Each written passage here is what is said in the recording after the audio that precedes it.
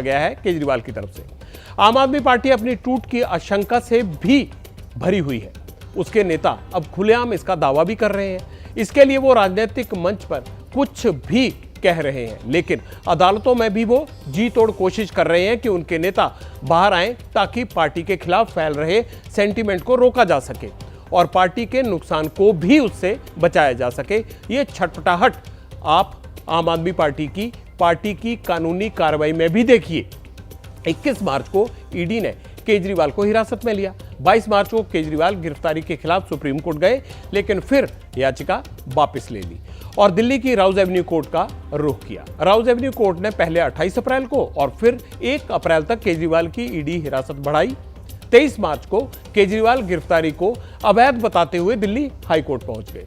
9 अप्रैल को कोर्ट ने केजरीवाल की गिरफ्तारी को वैध बताया, याचिका खारिज की। 10 अप्रैल यानी आज केजरीवाल सुप्रीम कोर्ट पहुंचे, लेकिन आज सुनवाई नहीं हो पाई। कोई दिन ऐसा नहीं जाता जब आम आदमी पार्टी कोर्ट के दरवाजे पर ना खड़ी हो। फिलहाल आपको उनका लीगल अपडेट भी मैं दे देता हूं कि आम आदमी पार्टी का दावा क्या है और कोर्ट की नजर में उनकी क्या स्थिति है। केजरीवाल ने हाई कोर्ट में अरेस्ट को गलत बताया तो कोर्ट ने गिरफ्तारी को सही बताते हुए कहा कि कानून सबके लिए बराबर है। केजरीवाल के वकील ने ईडी की हिरासत पर भी सवाल उठाए। कोर्ट ने कहा हिरासत कानून के मुताबिक सही है। केजरीवाल के वकील ने कहा अप्रूवर की गवाही पर गिरफ्तारी सही नहीं है। कोर्ट ने कहा अप्रूवर वाला कानून 100 साल पुराना है, खामखा न्यायालय को गलत साबित ना करें। केजरीवाल ने वकील जो थे उन्होंने गिरफ्तारी की टाइमिंग पर भी सवाल खड़ा कर दिया। कोर्ट ने कहा एजेंसी कानून से चलती है, किसी के आदेश से नहीं। केजरीवाल के वकील ने दावा किया कि शराब नीति के कथित घोटाले में पैसा बरामद नहीं हुआ। कोर्ट ने बरामदगी को महत्वहीन बताया, कहा देने वाला लेने वाला खर्च करने वाला गवाह है। केजरीवाल के वकील ने कहा बिना बयान के ही अरेस्ट कर लिया गया। उस पर कोर्ट ने कहा 6 महीने तक समन भी तो भेजे नहीं आए, ऐसे में बयान कैसे होते।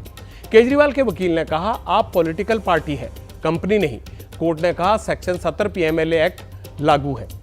केजरीवाल के वकील बोले सबूत नहीं है। कोर्ट ने कहा 164 के बयान सीएम के घर ऑफिस के एंट्री रजिस्टर है।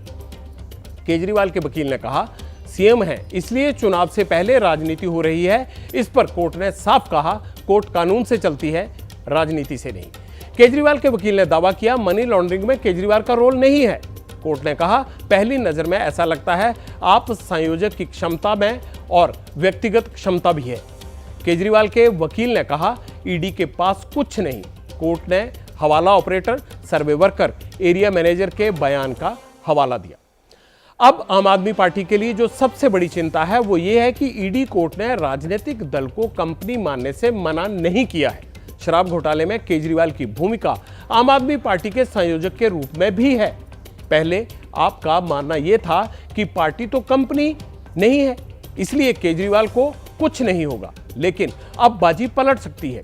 केजरीवाल लंबा फंसे तो पार्टी में टूट का खतरा और गंभीर हो सकता है। वैसे फिलहाल पॉलिटिकल पार्टी और कंपनी वाले इस पेच को समझ लेते हैं। एक कंपनी क्या हुई, एक ग्रुप ऑफ पीपल हुए जिनका एक कॉमन मकसद होता है प्रॉफिट कमाना वगैरह वगैरह। तो जब ग्रुप ऑफ पीपल में क्राइम होता है तो आप कंपनी को पनिश करते हो, क्योंकि कंपनी को आप एक लीगल पर्सन मानते हो, एक लीगल फिक्शन होती है, परंतु आप जेल नहीं भेज सकते हो। तो जेल किसको भेजोगे आप? जेल उसी को भेजोगे ना जो उस कंपनी को चला रहा है या जो उससे प्रॉफिट कमा रहा है या जिसने फर्जीवाड़ा करा, दिमाग लगाया। तो आप उसी तरह से ये समझिए कि अगर एक ग्रुप ऑफ पीपल जहां पे जो है ये एक पॉलिटिकल पार्टी है ने एक फर्जीवाड़ा करा, तो आप उस जो पॉलिटिकल पार्टी उसको तो जेल नहीं भेज सकते। तो आप किसको भेजोगे? जिसकी वजह से फर्जीवाड़ा हुआ या जिसने फायदा हुआ या जिसने ये कांड करा, तो उन्हीं को पनिशमेंट मिलेगी। तो इस वजह से एक लीगल फिक्शन के दायरे में जैसे कंपनी आती है, वैसे ही लीगल फिक्शन के दायरे में एक ग्रुप ऑफ पीपल जहां पे एक पॉलिटिकल पार्टी है वो आएगी। ये जो सेक्शन 70 है उसमें ही है कि एसोसिएशन ऑफ पर्संस। तो पॉलिटिकल पार्टी में तो लोग ही उसके मेंबर्स होते हैं ना, तो कंपनी में भी शेयर होल्डर्स, डायरेक्टर्स रहते हैं। तो उसी एनालॉजी पर कोर्ट सभी फॉर द टाइम बीइंग इसको मतलब ईडी को परमिट किया है कि ऐसा किया जाए। लेकिन फिर अल्टीमेटली जब फाइनल डिसीजन होगा उस समय तो देखा ही जाएगा कि ये definition political party association of persons में अगर आएगी तो कैसे आएगी, कहां तक उसका स्कोप रहेगा। लेकिन अभी प्राइमा फेसाई सेक्शन 70 के बेसिस पर सुप्रीम कोर्ट का आदेश है, उसके तहत तो हम लोगों को दूसरा कोई ऑप्शन नहीं है।